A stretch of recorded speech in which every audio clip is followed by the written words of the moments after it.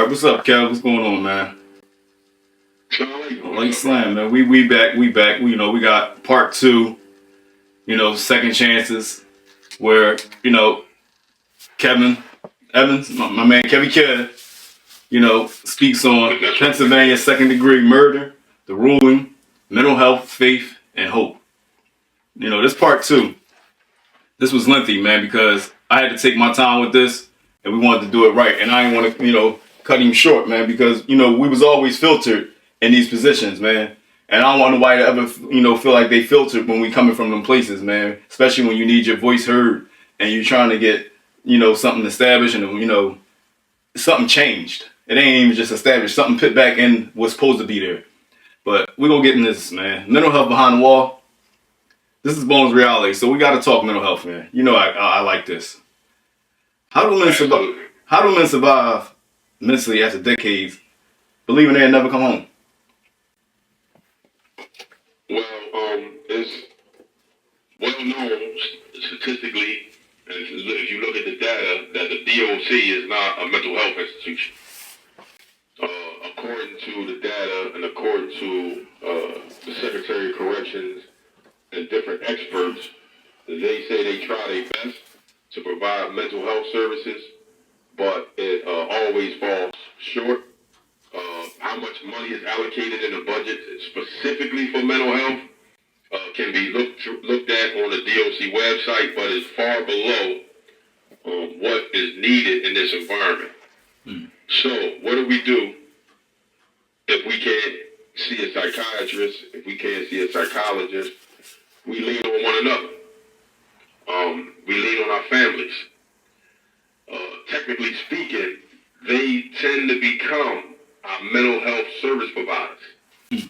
My sister been there with me for the whole 35 years, and the ups and downs that we go through, she know when I'm going through a mental, maybe a slight mental breakdown, because I don't I'm not even on a mental health roster here, because I'm anti-everything. Mm-hmm. You know what I mean? Yeah, me too. Not the bad way. Yeah, not the bad way. I see therapy out here, though. Don't be afraid to see a therapist, man, because, Absolutely.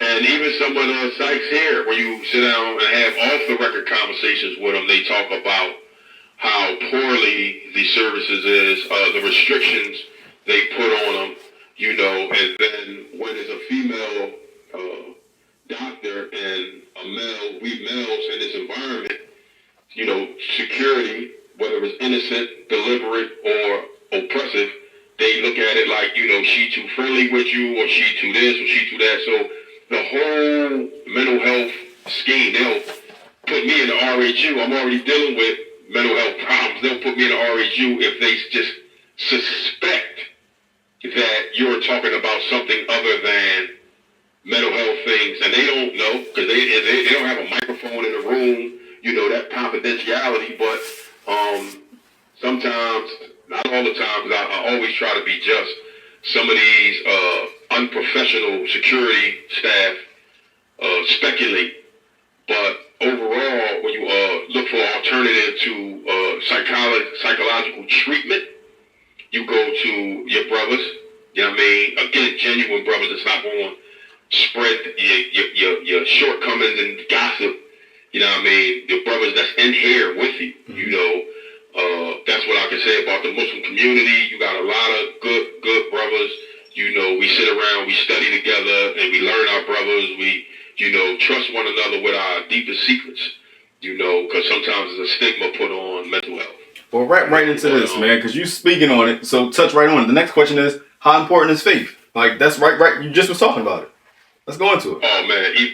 The Muslim community. It's so crazy. It's like, when we dialogue, and how important is that Muslim community? Like, that's the next, you're going right into questions that's going into. It's natural, like, go. Hey, listen, Allah is the greatest. He's controlling the affairs of his creation. So, the second degree ruling wouldn't have been possible without Allah. You know what I mean? So, he touched the hearts and minds of his creation. Men, women, the powers that be, to make them do the right thing, even though Satan is busy and active, amongst us all day, every day. But as an old man shared with me that, when we run around these joints and we doing the same illegal stuff we just doing on the street, Friday. We praying 5 times a day. We believe in our hearts and our minds that we dutiful Muslims, but we still straddling the fence, as they say. Indulging. When you file your appeal, you get an evidentiary hearing, you have no success. But the moment you trust in the law and stop the other stuff, accepting street money, as you call it, from your homies in the street, hey, I got lawyer money for you. You stop accepting that street money. You get legit money. Your sister, cashing her 401k. You know what I mean? Or she giving you $1,000 out of every paycheck. You just see a law just start blessing you. Mm-hmm. So now your imam becomes stronger because what you're reading and studying and Talim service and praying at your Mawah is coming to fruition. You know what I mean? Or you don't need drug money to pay your lawyer because the law won't provide. Mm-hmm. You know what I mean? You don't need violence. It creates balance from cracking the joker in his head. You know what I mean? So when you really, really start practicing what you believe in, and your iman gets stronger, and the law starts to reward you, oh man, it's just a beautiful thing, man. That's what, the Muslims said, thank Allah, when, thank God, thank which, thank Allah. They, can control those creations.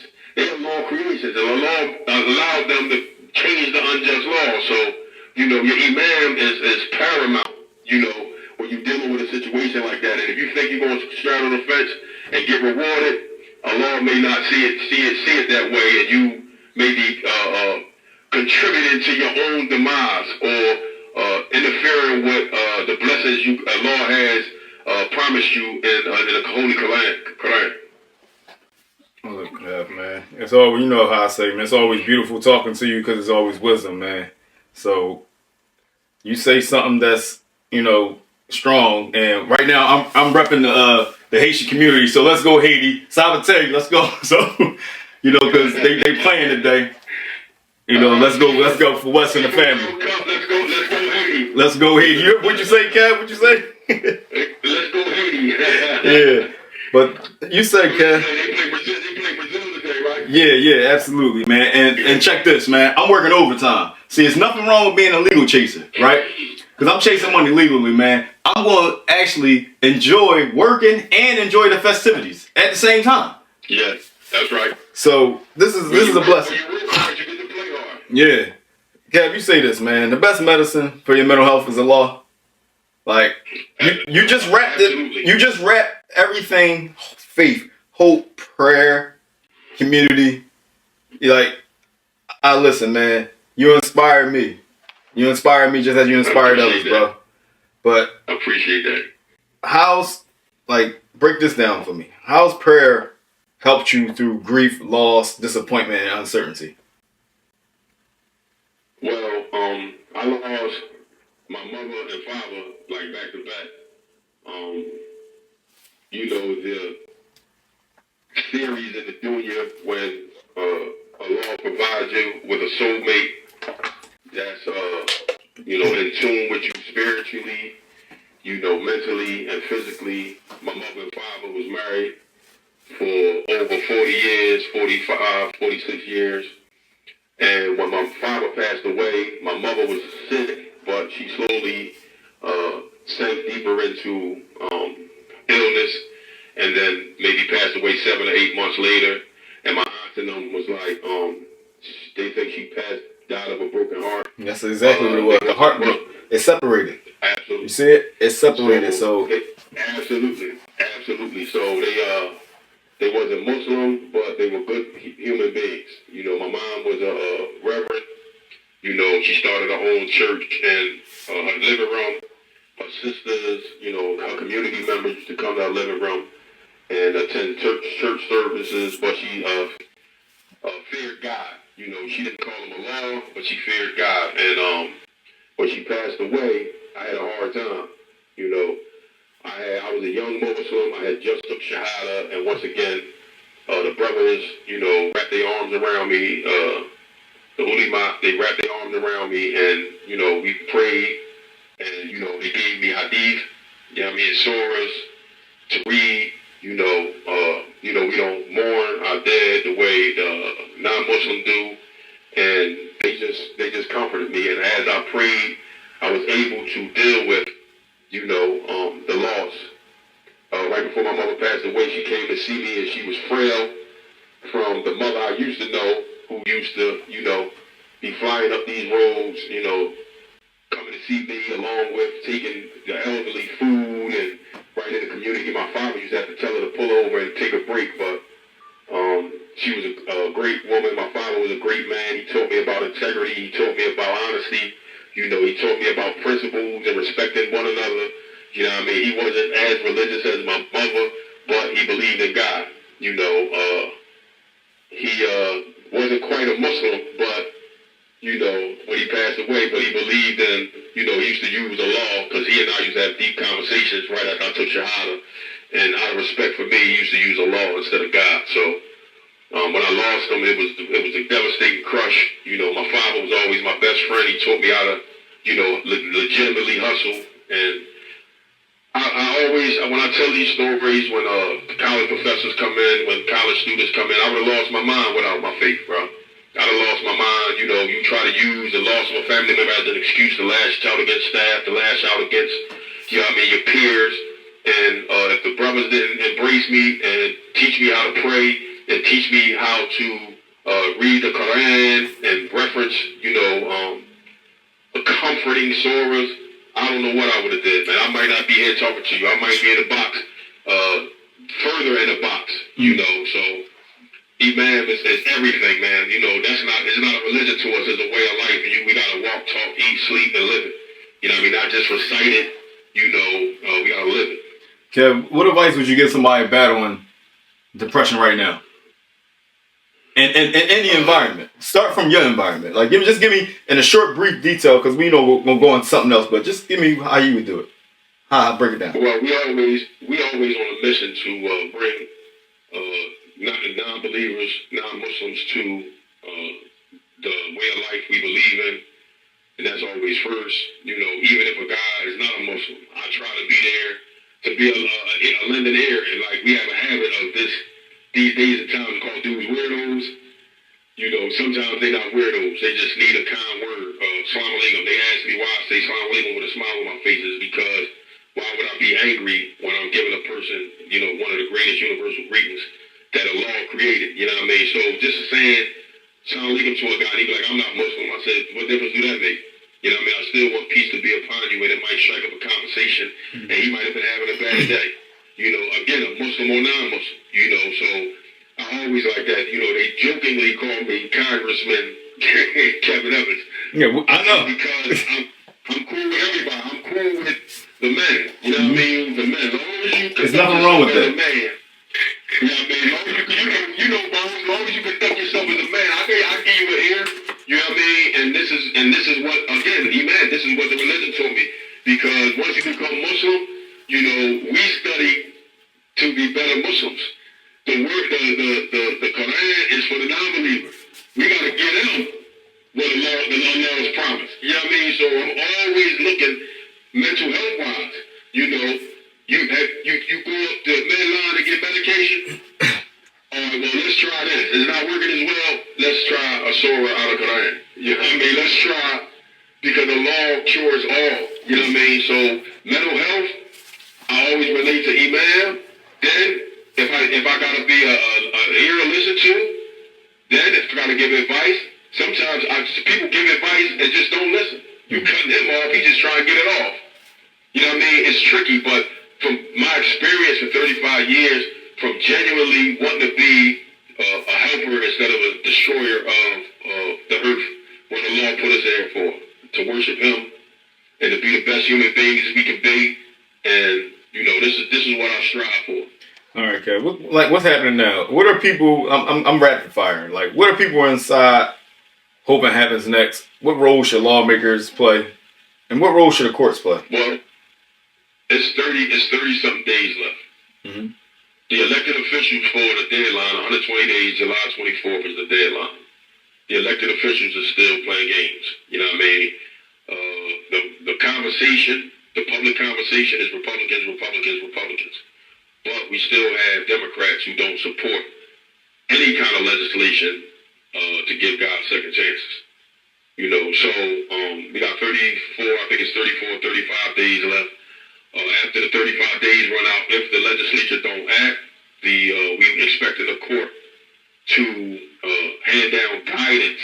These are legal terms. Hand down guidance on how the judges in 67 counties should move forward to re-sentence us. Now, that could go quickly by them just saying, here's the guidance. Or sometimes they say, give me your version from the defendant. What do you recommend to the court? That might take 30 to 60 days. Then the district attorney and the district attorney association and attorney general has opportunity to respond. That might take 30 to 60 days. Then the court takes everything under advisement, and that might take 30 to 60 days. So, of course, we look optimistically and hope everything goes fast, but that's not always the case. You know, inshallah, if it goes quickly, the court can just pronounce, this is the guidance, rock and roll. And some guys with second degree might see some freedom before December. Now, the long shot is if the legislature drop down at the 11th hour, it could be 10 days left, it could be 2 days left, it could be 1 day left, and rush a bill through.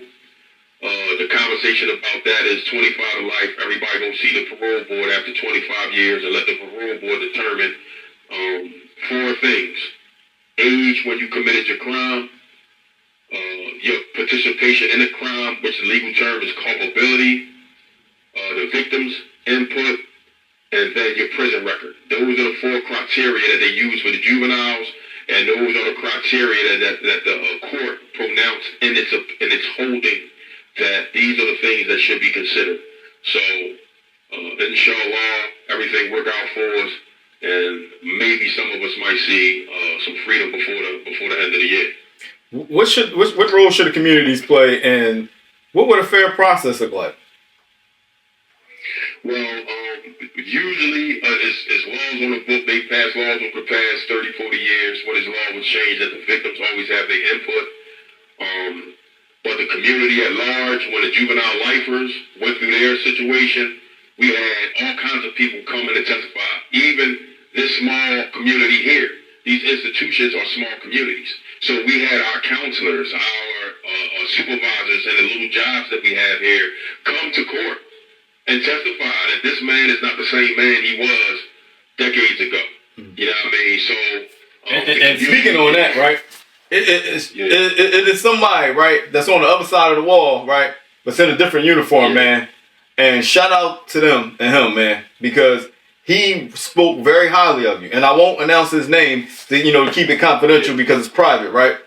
But he spoke so highly of you and said, you don't deserve to be in prison, but you are like a breath of fresh air to everybody. A smile. He never seen you mad. Yeah. So, the superintendent, I just went through commutation and got a whole file, and the entire psych department here was unbelievable. They came to my cell with tears in their eyes.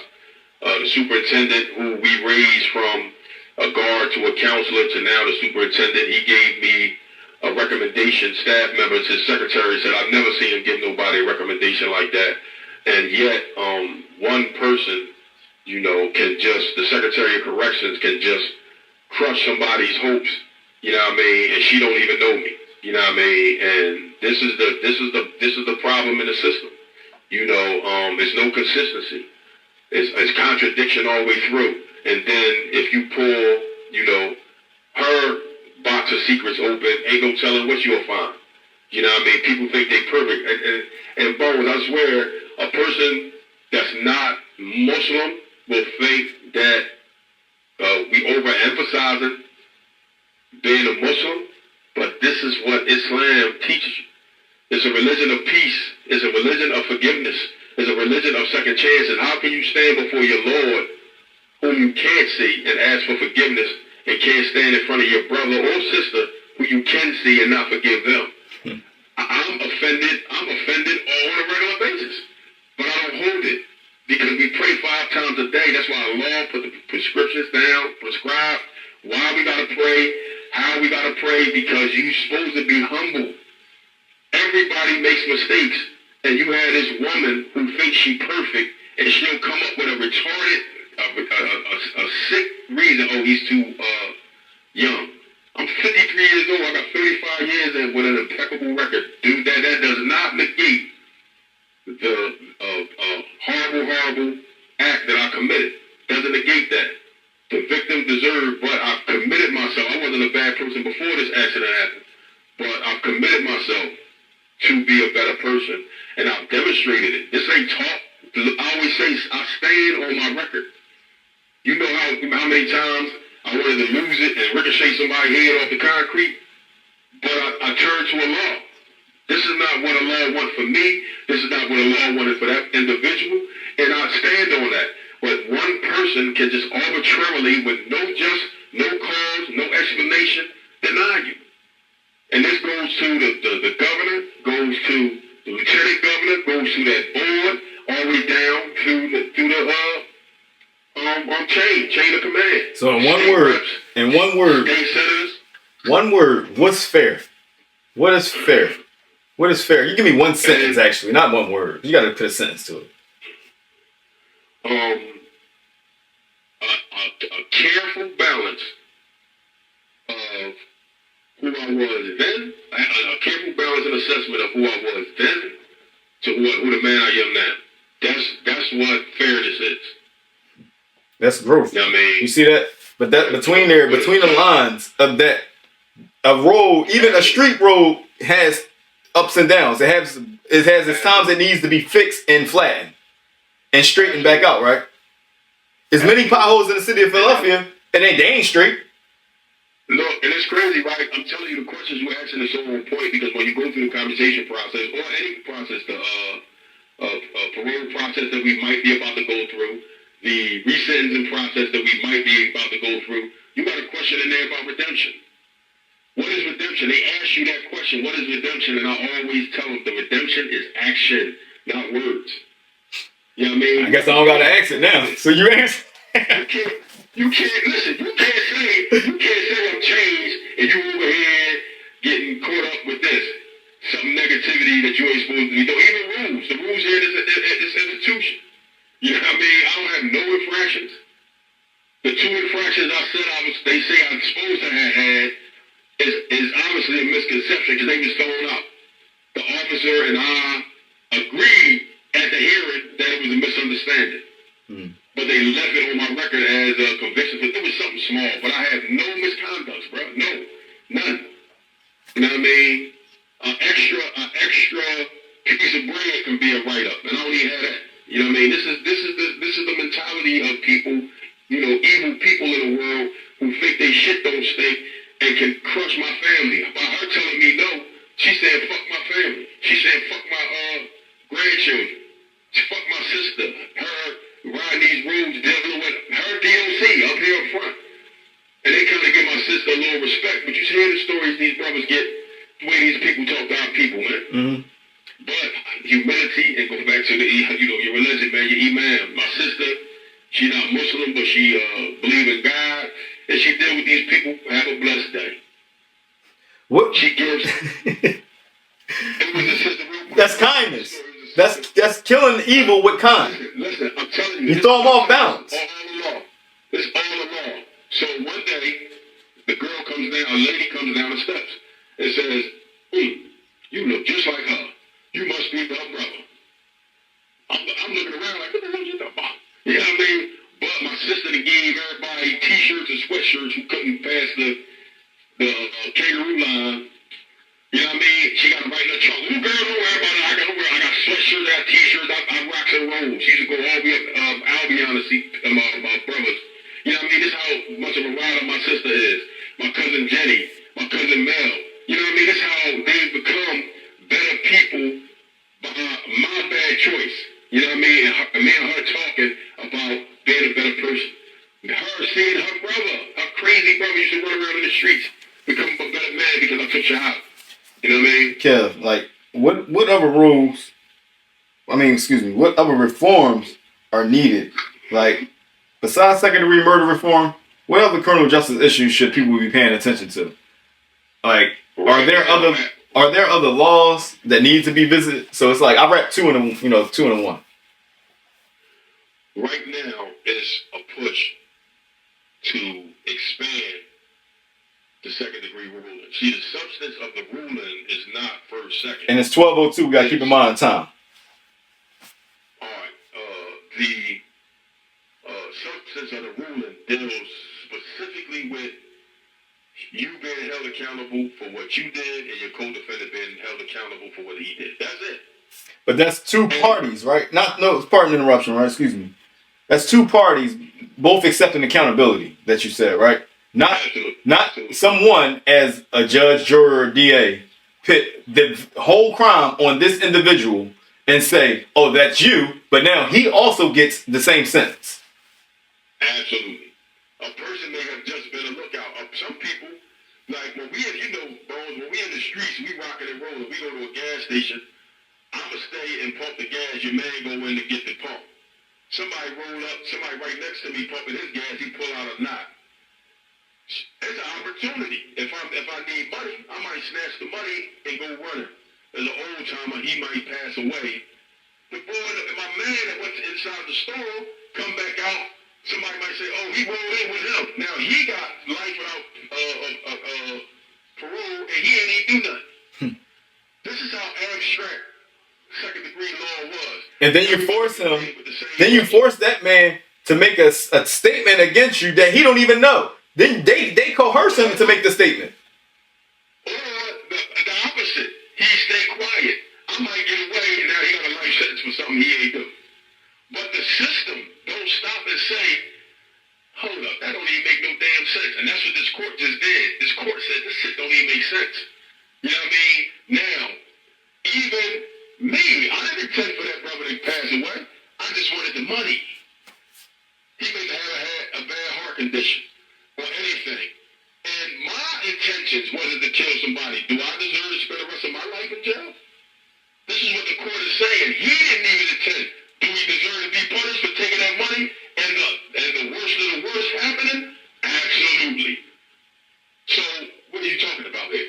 And then with first degree, same thing. They just press play and use, again, that's the opinion. That's what the court is saying. Each person has to be held accountable for what did they intend to commit the crime. Legal, again, I always use the word legal mumbo jumbo for the lay person out there, but the term mens rea, state of mind, that's the Latin for state of mind. I didn't intend for him to die. Now, first degree, same thing. We can make an agreement, we're going to go over here, you know what I mean, I'm gang war with this corner, and they gang war, we're going to go over here with these baseball bats, we fight, boom, boom, somebody just so happen to die. Because we agreed to go over there and fight, they changed that into premeditated, and we should have presumed that somebody would die. Now you got first-degree murder, and 6 dudes got first-degree murder over a gang fight. That don't even make sense. And a kid, 18, 19, 20, they capped it off at 17 years old, 364 days. But a kid at 18, 19, 20, 21, 22, and don't think no harm going to come out of me boxing and we fight in this corner. We might be in a football game. This football game with that football, and they're known to be they beef. Every it's called rival. It's called rival. Rivals, right? Every game we have, we fight. The 2 football teams break out fighting. Now they classify them as a game. That high school game versus this high school game. Somebody passed away. You got a 12-man football team got first degree of life in prison. It don't make sense. What changes would make the biggest difference for incarcerated people and their families? The biggest changes is, again, an overhaul of the legislative process. I mean, the statutory process. That, I'm telling you, bro, like these small, a half hour, 45 minutes is not enough. We gotta hold our elected officials accountable. I know this is not a political podcast, however, just to make a quick point. Kamala Harris didn't lose because Trump got a lot more votes. Kamala Harris lost because the black community don't come out and vote because they feel as though their vote don't count, that they've been left behind, and what Trump is doing to us now is a result of that. Everybody who voted for him and everybody who didn't vote is a vote for Trump. So when you don't participate in the process, you can't say nothing. I don't care who you vote for. You better get out there and pull that lever so a nut won't get in. Whoever it is. I don't even want to focus on Trump. There's a lot more nuts better than Trump. There's a senator right now, Lisa Baker. She's holding the bill hostage. A state senator holding the bill hostage. One person should not have that much power. Back to Laura Harry. She's not even a member of the board. How does her vote count? The Constitution says it's a 5-member board. By taking her vote into consideration, you violate the Constitution. These are the small nuances inside of the bigger scheme of things. Look, boys, I'm going to end with this. I just went through commutation. I had to check all the boxes because it's all a game. I had to check all the boxes. Violence prevention, victim awareness, drug and alcohol. I took all the programs. Before, and I had to take them again because I'm closer to the situation. Don't you know they just sent me a paperwork so I got to do victim awareness when I already did it? It's already in my file. It's game. We trapped in game. Nobody cares about nothing. Everybody just coming to work, moving around. No, this people's lives you dealing with, man. This people's lives. Everybody, all these lawmakers you hold me in high esteem because I'm a state rep. You hold me in high esteem because I'm a state senator, and you breaking the law your damn self. You breaking the law yourself. So this is what I mean by looking and thinking. This is what I mean by feel what I'm saying. Don't just hear me. Our family members got to get on these emails and tell. And that's exactly what's next. How can people get involved? Let's go. What can supporters do? Senator Lisa Baker. What can supporters do? Come on. Senator Lisa Baker email is available. You can email her and say, get a second-degree bill of hearing.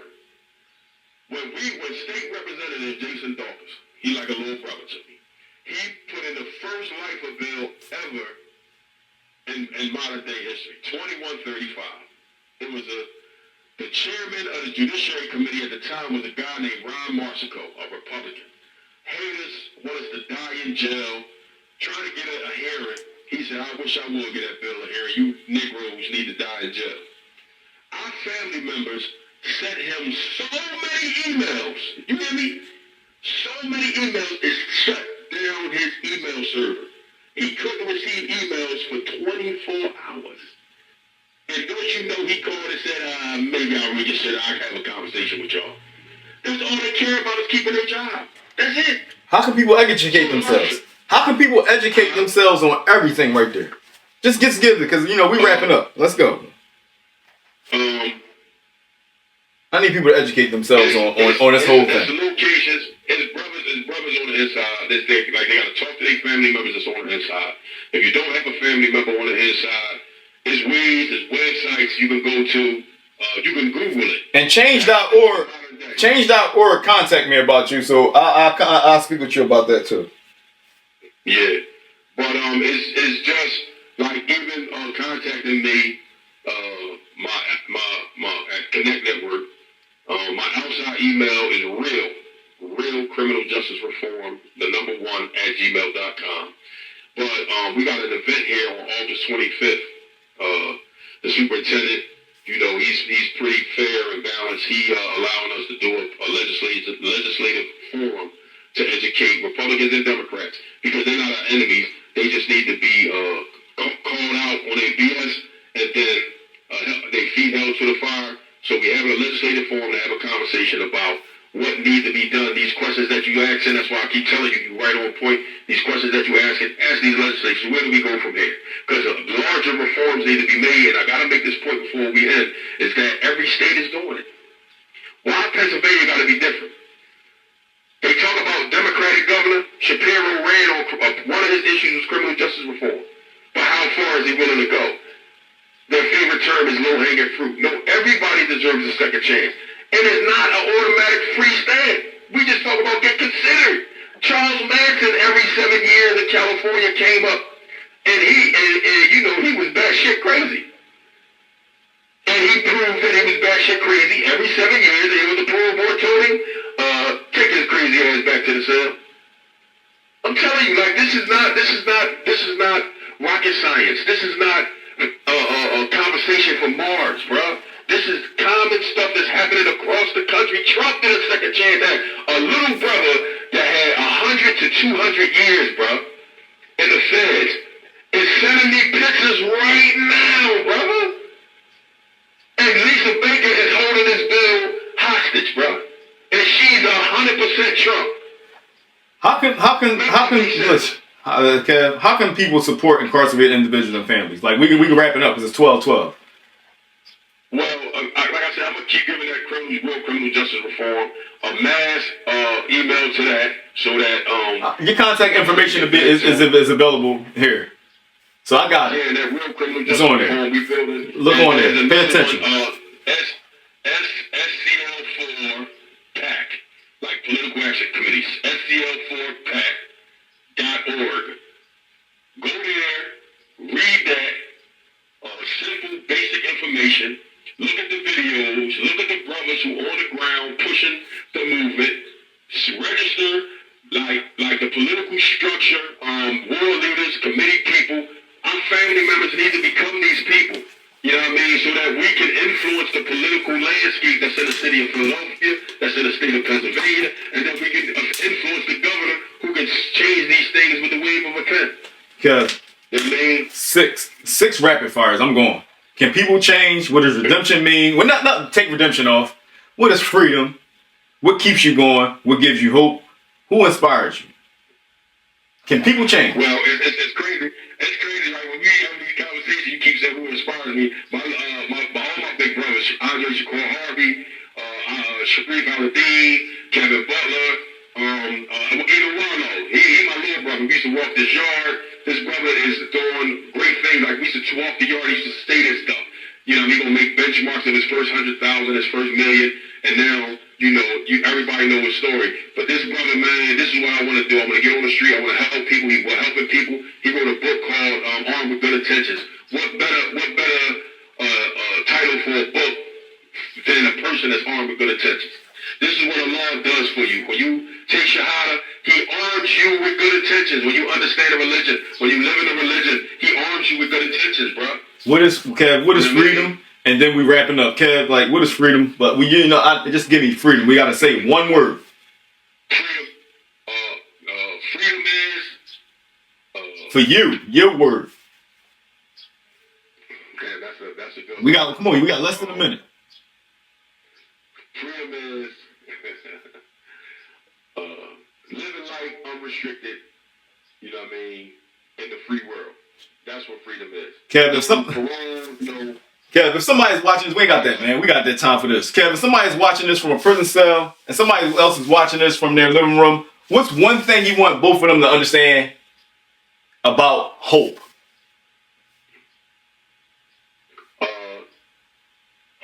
Islam is hope. That's what I want them to know. Islam is hope. For the non-believer. Now, what about the non-believer? Let's not leave them off. Hurry up. Believing in God. Believing in God. Yes, sir. Yes, sir. Yeah, I mean, may Allah bring you to the religion, but if not, God, if you truly believe that the good things that God tell you to do, live a better life, you know. And listen, this is a conversation. It isn't about erasing accountability. It's about recognizing growth. It's about understanding mental health. It's about understanding faith. And it's about asking whether people can become more than the worst thing they ever done. Special thanks to my brother, Kevin Evans, for joining us and giving us raw, unfiltered, truthful conversations live from SCI Phoenix. And free all the men and women. And everybody deserves a second chance. Me and him, we met through family ties, me and Kev. Then I became his barber while I was in a manager barber program. Now I'm sitting here today and I'm having this conversation. And this is what BonezReality podcast is about. Real people, real stories, and real conversations, man. Until next time, check on your people. Protect your peace. And remember, every conversation matters.